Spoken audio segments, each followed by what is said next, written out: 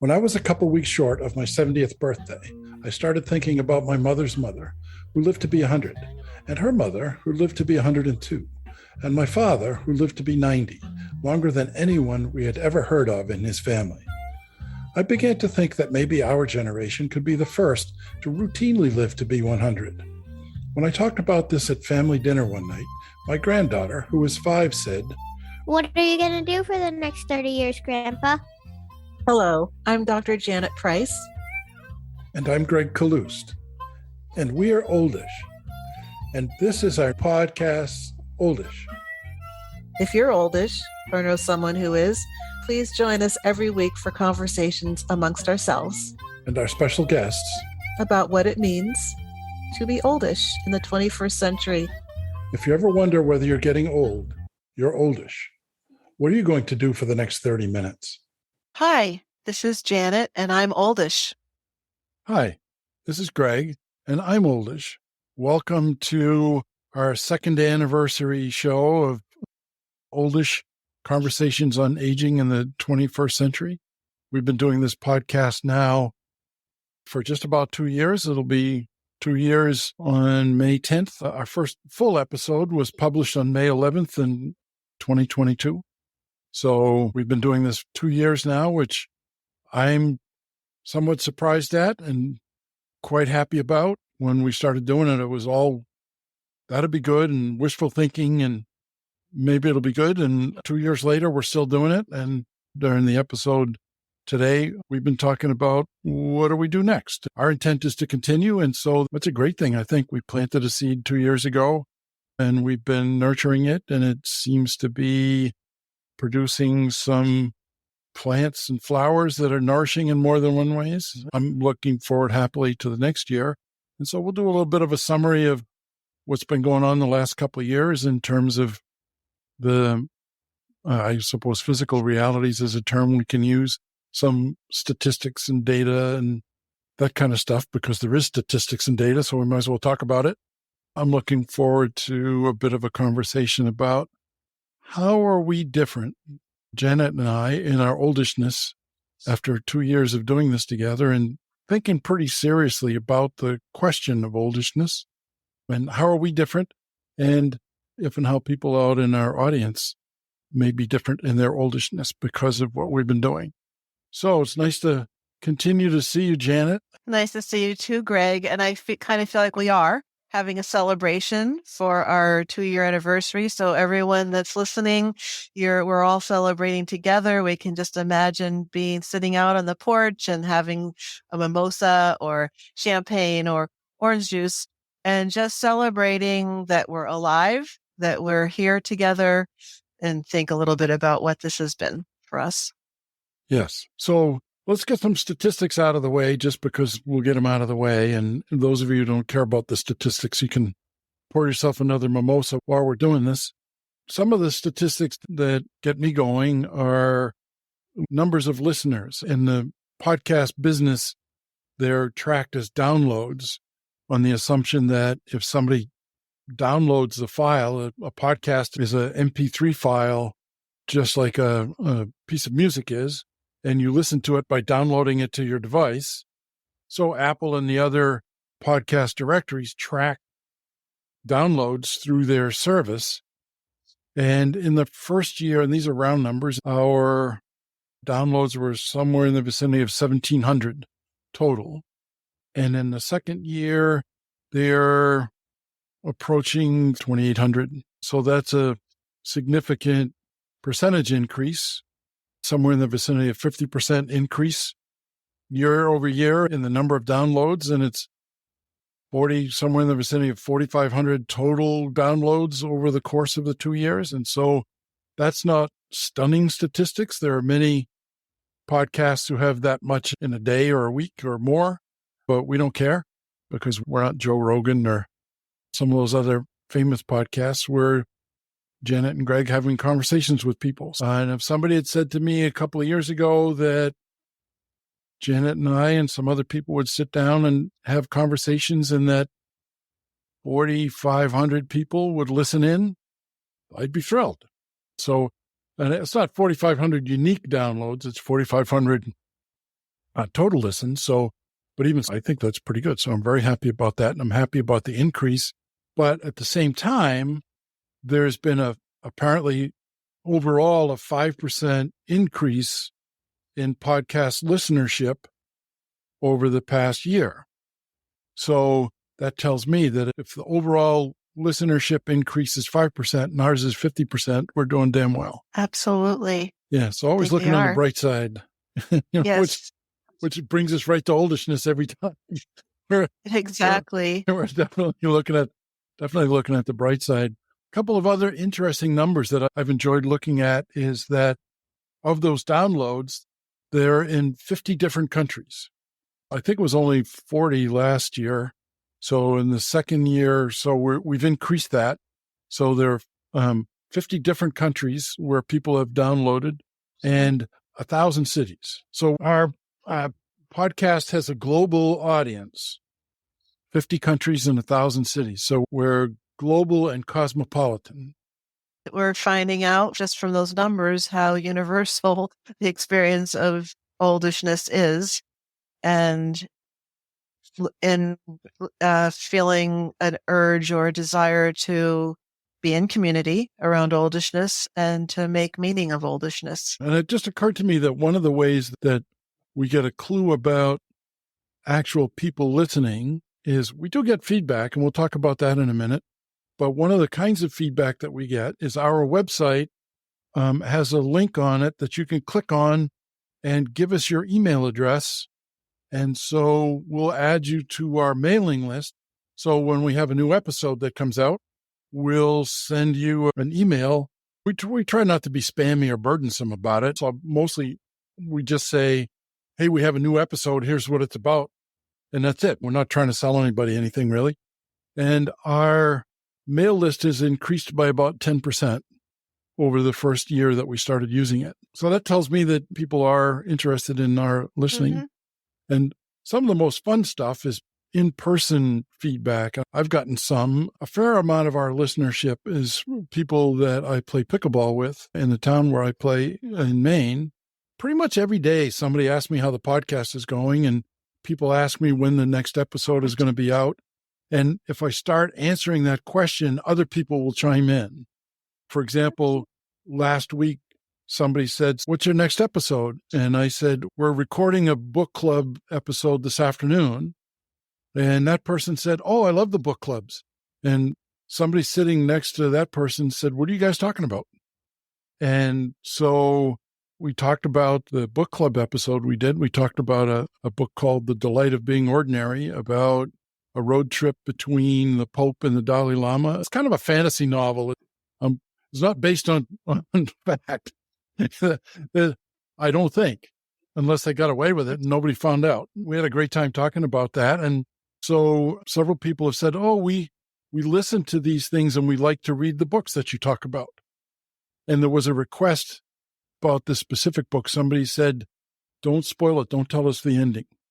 Yeah, I've been struck by what our original goal was, you and I, starting this podcast and wanting to go be on this journey together, you and I, and then to welcome in this listening community so we can think about this together and know that we are together on this, and know that our original goal was to help, I don't know if redefine is the right word, almost adding a new word to the language, English language, Oldish, as a bridge between middle age and old, and that hadn't been true for our parents and previous generations, but that we realized that there is this space for us to reimagine, redefine, accept all that there is up to this point in our lives and what's next. So I'm enjoying knowing that you and I, Greg, are on this journey together, and that you and I have this community that are listening along with us. Yeah, I enjoy that too. It's really fun. And of course, what's most fun for me is hanging out with you on a regular basis. And we have some very interesting to me conversations, some of which we record and publish. We don't just talk for the 30 minutes that it takes us to record an episode. We talk before and we talk after. And so it's deepened our friendship over time, and it's deepened our awareness of each other as oldish people. And I think it's helping me to stay youngish in a sense. It's deepened my oldishness so that it's verging on youngish at some places. And I think we are being listened to in a broader audience than people we know. When we first started, I figured it'll be fun to try it out, and our families will listen. Maybe some of our friends will even listen once in a while. But the listener statistics indicate that there's clearly more people are listening to us than we actually know who they are. And some of it's around topics. We've done a number of episodes talking about pickleball. Our most popular episode continues to be a conversation that we had with Steve Raymond, who is someone that was a pickleball coach that I play with quite often where I play. And we did an episode with him that we called the Pickleball Paradox. And we talked about what it feels like to be oldish and being able to still play. But also there were some tips in there about how to stay safe in our oldishness and not get hurt playing pickleball. And we've done a number of other episodes in which we've talked about pickleball. Somebody the other day said to me that his favorite episode was the Pickleball Nomad journey across the country that I took last year or year and a half ago now, and did 2 episodes, one called Kaloust to California and the other one called Down East Swing. We just talked about, I had a van with a bed in it and drove around the country visiting friends and family and camping out and, kind of experimenting with van life. And so there's some van life in it. And in a 4-week trip, I played pickleball in 12 different places. So that was fun. So somebody said that he enjoyed that episode because kind of vicariously playing in a bunch of different places. 2 of our top 6 most popular episodes also have to do with an aspect of oldishness, which is sexuality. We had a conversation with Lynn Brown Rosenberg, who wrote a book, My Sexual Awakening at 70. And that's been very popular. And we also had a conversation with Joan Price, who is a well-known speaker and thinker and counselor on oldish sexuality, talking about how does it feel to be oldish in that context and other contexts as well. I know that both of those conversations had audiences far beyond just our children. In fact, I'm not sure that our children dared to listen to them, but but we had a spike in listenership after those episodes came out, and they both continued to get listened to. I see every day reports on which shows get downloaded, and both of those continued to get listened to. Which is one of our goals, is to talk about all aspects of being human as oldish. And that is certainly an arena that often isn't talked about much. So I'm excited as we celebrate our 2-year anniversary that we're having an opportunity to do that, to bring in some of these topics that relate to all of us at this age. Yeah, I agree. It's not just pickleball and sex, folks. There's some other stuff too. Our most commented on episode was both in person and via emails, and I think there was even a comment on the website. The most commented on one was an episode that we did with a friend of ours about long-distance grandparenting that we did while COVID was still popular. Well, people say back in the COVID days, well, I'm pretty sure that it's still COVID days. I've had it twice. But anyway, the COVID exacerbated the issue of people are far away. A lot of people have commented on what they gained out of listening to us talk about long-distance grandparenting. So yes, we have covered a wide range of things. There's still some things to go. There are still some things that I want us to talk about. I want us to talk about loss and caring for aging parents and siblings and being cared for by adult children ourselves. My favorite thing is sitting down and having a conversation with people about how does it feel to be you now? How does it feel to be oldish? Not only what's your life like, but how does it feel to be oldish? How does it compare to how it felt to be youngish and how you thought it would be when you got to be our age? I'm continually surprised every morning when I wake up. I'm surprised that I lived this long.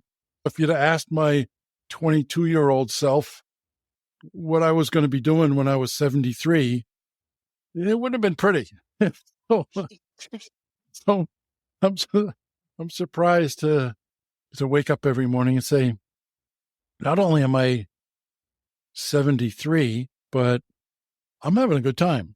Life has its challenges for sure, but I'm not sitting in a rocking chair being nostalgic for the good old days, which is what I thought when I was younger. That's what I thought old people did. That's what I saw, being nostalgic with the TV on. That's the old people I saw when I was younger, the people our age. Yeah, I definitely feel thankful and feel like it's a privilege to be having these conversations in real time with you and then through all of you who listen with us about being oldish. One of the surprises for me in the past couple of years, which I assume will continue, is that my own experience of oldishness is changing and going in directions I didn't expect. And I'm sure it probably will continue. I'm 70. I remember, Greg, when you and I first started talking about the possibility of a podcast, I was probably a couple years ago, or would have been maybe 4 years ago. So I was in my 66, 67.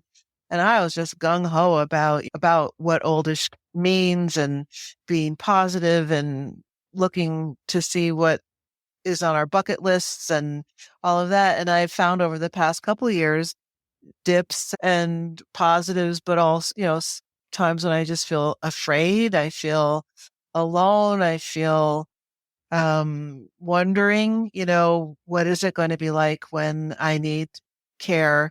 So I've had and will continue to have surprising thoughts and feelings around oldishness. And I'm, again, thankful that we have this avenue to talk about it together.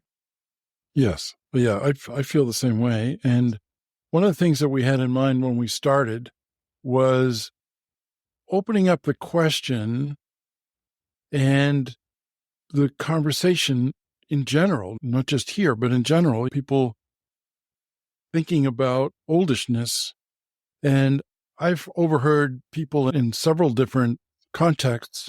When we were talking a little bit a while ago, I mentioned that I've heard people on the pickleball courts use the term oldish when they're talking about missing a shot or making a shot or aches and pains or not aches and pains. But I've heard other people in other contexts making a reference to, that's, I'm oldish, that's how it is. So we've engaged a conversation. That feels good to me that in our oldishness, we did that. And yes, we have personally, the two of us have learned a heck of a lot around a question that hadn't occurred to us before, which I think is one of the hallmarks of oldishness, is we're continuing to learn and grow and try new things. We talk about pickleball a lot, and pickleball is kind of, to a great extent, is dependent on physically being able to get out onto the court.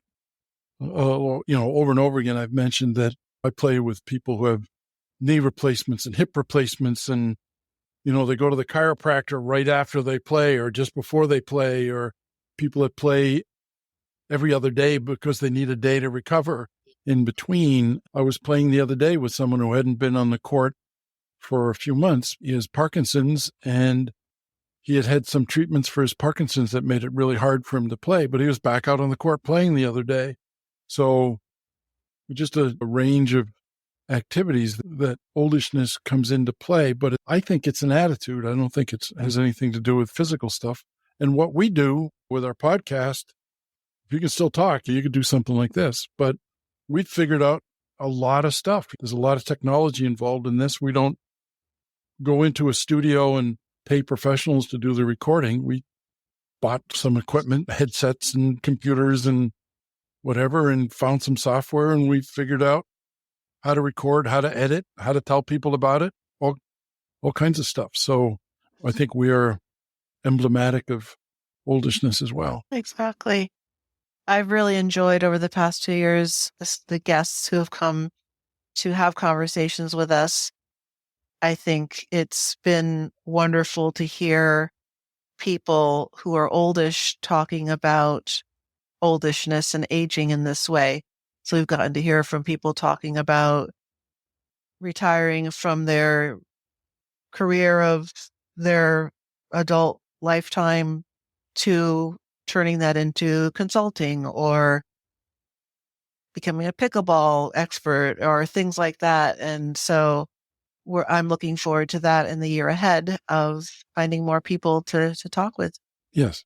So what else are you looking forward to in the year ahead? I am looking forward to another year of being a grandmother. Yeah. I'm looking forward to continuing in my work as I slowly head towards retirement in the next 4 or 5 years. I'm looking forward to continuing to be active and play pickleball. I'm looking forward to enjoying my community of friends and building on that as it happens. I'd love to travel some. How about you, Greg? All of the above except the continuing working part. I'm very glad to be retired. I'm looking forward to many of those things, spending more time with my grandkids and with my kids and getting out and about and friends and dear friends and doing some traveling and building relationships and exploring relationships. A very close friend and I are having an ongoing conversation about van life and the nomad life, and we'll probably work out some trips. And so there'll be some overland travel in the next year. I'm looking forward to that. And podcast wise, I'm looking forward to meeting some new people.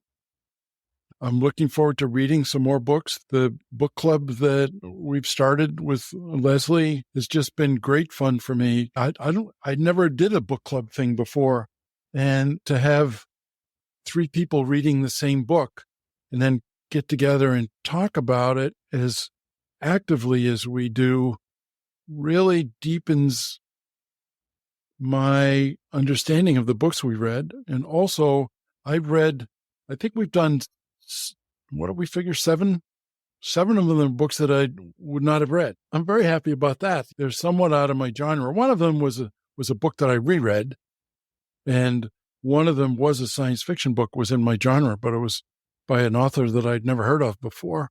Even the one that I reread, first time I read it, I was 12, and the last time I read it, I was 12. So there's a big difference between 12 and 72 when you're reading a book whose primary theme is oldishness. You're talking about Travels with Charlie? Yeah, Travels with Charlie. Yeah. Yes.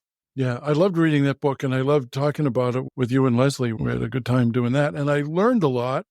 And so I'm looking forward to more book club adventures, and I have no idea which book is next. So Leslie has come up with a list, and I'm hoping that we'll start to hear from listeners of the book club what books they might recommend for us to read, or what authors perhaps. Yeah, it's definitely interesting to be reading books together with a specific focus in mind that we're sharing, that of oldishness, and to see strong characters that are oldish, like Remnant Population, the sci-fi book, and humorous books like The Little Old Lady Who Broke All the Rules, and what is it like to break out of the expectations for you as an oldish person. The last book, The Delight of Being Ordinary, just was for me such an uplifting book around life and life as an oldish person and being thankful. And the Leslie we're referring to is Leslie Rostagnan, who's our in-house expert on books and talking about books. I'm looking forward to more of that. We have some guests and potential guests that we're in the process of getting together with. I would like it maybe if our schedule were more regular, but one of the things about being oldish and retired that I like is that, what do you mean schedule? I don't want to have my life controlled by a calendar, that's for sure. But I am looking forward to meeting more people through this and getting to know you better, and just continuing on this path that we've started down, which feels like it's opening it up into a much broader universe. And feels like we've gone through a gate into a bigger world. And I want to keep going there. Me too. Me too. Well, thanks for a very happy and productive and interesting and full 2 years, Janet. And I look forward to this next year. You're very welcome. And thank you, Greg, for being up for this idea for both of us, and that we talked about it for a while, a few years before we were able to pull it together because of our own lives and schedules. So here it is. We've made it through 2 years and are looking forward to the next one. So we look forward to all of you continuing to join in with us and join in with this conversation by being there and listening. And we thank you too. Yes, thanks. Okay. Well, goodbye, Janet. We'll see you again soon. Goodbye, Greg. That's it for now. Thanks for listening. It's been a wonderful 2 years. We hope you've enjoyed some of it with us. In our next episode, coming next week, we will talk together about 5 things we find surprising about oldishness. That there is such a thing is one of them. What are yours? We can leave a comment and suggest a book for us to read or a guest to have a conversation with on our website at www.oldish.me. As always, please review and rate Oldish wherever you listen to podcasts. It really helps others like you find us. And please tell a friend.